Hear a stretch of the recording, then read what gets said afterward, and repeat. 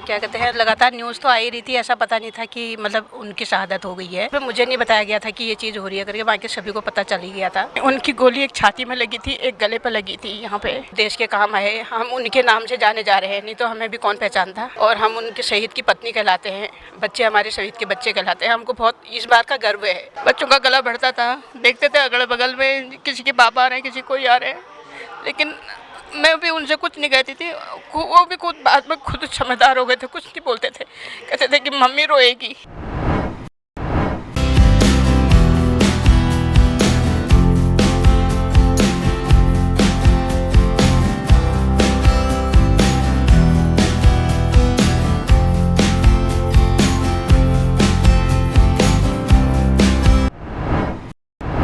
3 मई 1999 में जब जानकारी मिली कि भारतीय सीमा के अंदर पाकिस्तानी घुसपैठी और सैनिकों ने अपना कब्जा कर लिया है, ये सूचना मिलते ही भारतीय सैनिकों ने अपने आप को सुरक्षित रखते हुए भारतीय सीमा को सुरक्षित रखने के लिए एक अभियान चलाया। उसका नाम था कारगिल युद्ध। इस कारगिल युद्ध की शुरुआत 3 मई 1999 को हुई और 26 जुलाई 1999 को कारगिल दिवस पर विजय हासिल कर ली गई। पाकिस्तानी घुसपैठियों को मार गिराया और इसमें 527 वीर जवानों की शहादत भी हुई। इन शहादत की कहानी को तो हम एक एक करके जानेंगे। तो चलिए आज हम एक ऐसे साहसी परिवार की बातचीत करेंगे जिन्होंने अपने सीने पर आपकी सुरक्षा के लिए गोली खाई। उत्तराखंड के एक ऐसे ही शहीद परिवार से हम उनकी आप बीती और उनकी कहानी जानेंगे। आज हमारे साथ में इस समय मौजूद हैं उमा देवी जी, जिनके पति की शहादत हुई थी। मोहन सिंह जी नाम है, शहीद मोहन सिंह जी की जो है कैसे सूचना मिली थी और कैसे आपको पता चला था कि उनकी शहादत हो गई है? क्या कहते हैं, लगातार न्यूज़ तो आ ही रही थी, ऐसा पता नहीं था कि मतलब उनकी शहादत हो गई है। तो रात के 10 साढ़े 10 बजे ये खबर पहुंची रानीखेत सेंटर से कि ऐसा ऐसा हो गया है। ये भी पूरा नहीं बताया गया कि ये सब हुआ है। बोला चोट लगी है, दिल्ली हॉस्पिटल में एडमिट हैं, घायल अवस्था में है, ये करके बताया गया हमको। फिर मतलब समझने के लिए इशारा काफ़ी कहते हैं ना, थोड़ी सी में समझ तो आ ही जाता है। फिर काफ़ी पूरी रानीखेत से पूरी आर्मी वहाँ पर फैल गई थी, सभी लोग आ गए थे इधर उधर सुन के। सिर्फ मुझे नहीं बताया गया था कि ये चीज़ हो रही है करके, बाकी सभी को पता चल ही गया था। बस 7 दिन में खबर आई, 8वें दिन उनका अंत्येष्टि हुई। बस यही हुआ। बहुत छोटे थे बच्चे मेरे उस समय। बड़ी बेटी 6 साल की थी, छोटी बेटी 4 साल की और बेटा 16 महीने का था। बस तब से सब ऐसी रहा। उसमें जो है उनको कहाँ चोटें आई थी, क्या बताया? नहीं, उनकी गोली एक छाती में लगी थी, एक गले पर लगी थी, यहाँ पे एक घुटने पे लगी थी। और उनको सेना मेडल भी मिला है। अच्छा वो था उनका, मतलब अच्छा जोश था उनके अंदर, तभी शिव साहब ने उनको आगे किया था। जो भी हुआ, हम पिछले साल कारगिल भी गए थे, सब सुन के आए हैं। अब उतनी चीज़ें याद रहती नहीं हैं हमें भी। बाकी उनका देश के प्रति पहले से ही था, पहले भी रानीखेत में पीटीआई रहे, वो बहुत अच्छे जोशीले थे, सब कुछ अच्छा था। ये पता नहीं था कि ये सब होगा। चलो इसमें भी हमें गर्व है कि मतलब वो देश के काम आए, हम उनके नाम से जाने जा रहे हैं, नहीं तो हमें भी कौन पहचानता।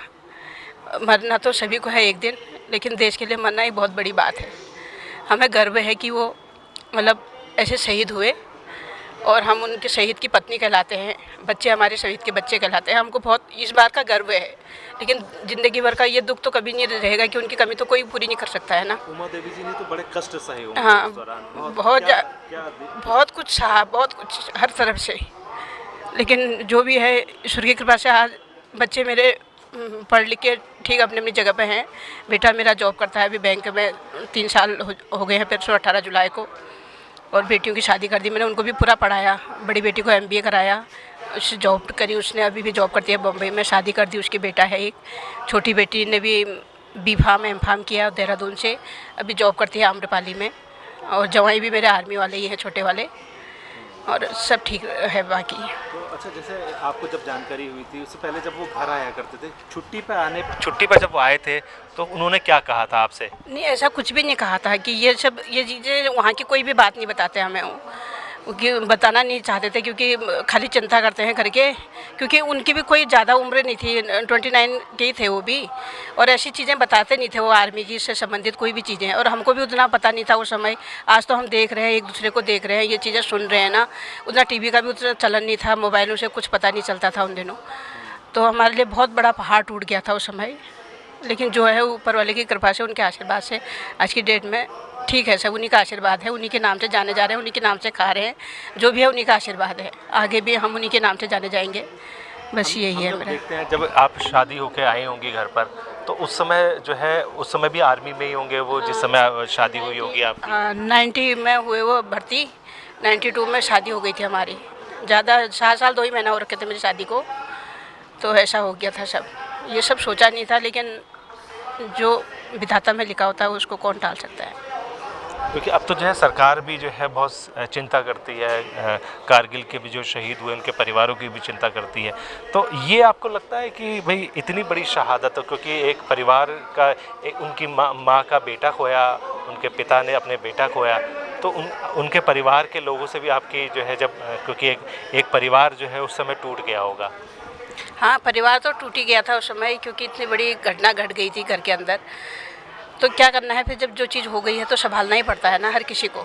बच्चों को तो ये पता भी नहीं था कि मतलब ये चीज़ें हो गई हैं करके। जब लोग आ रहे थे तो मतलब अपने रिश्तेदार थे तो सोचते थे कि लोग हमारे वहाँ आ रहे हैं, हम बच्चे आ रहे हैं तो बच्चों के साथ खेलेंगे। ये चीज़ें बच्चों को कुछ भी याद नहीं है।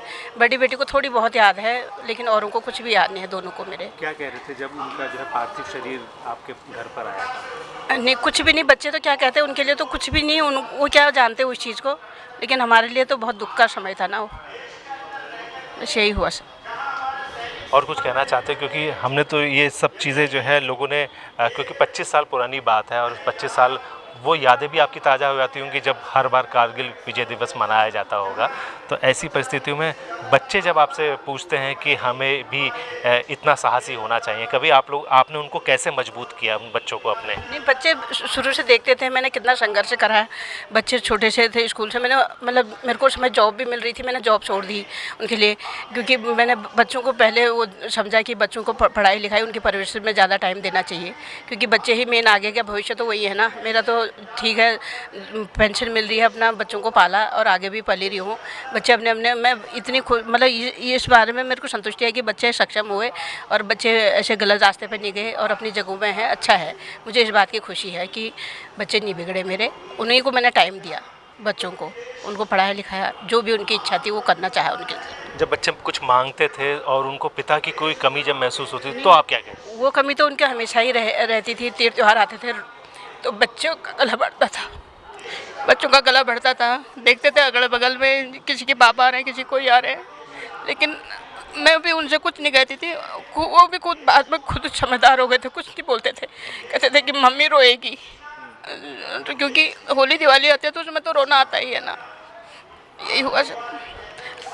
अब तो मुझे ही कहते हैं मम्मी कुछ नहीं, सब होना ही है ना। इतने मतलब इसने क्या कहते हैं अपना शहादत दी है उन्होंने, तो हमको तो मतलब बहुत गर्व महसूस करना चाहिए। बच्चों ने मुझे खुद संभाला।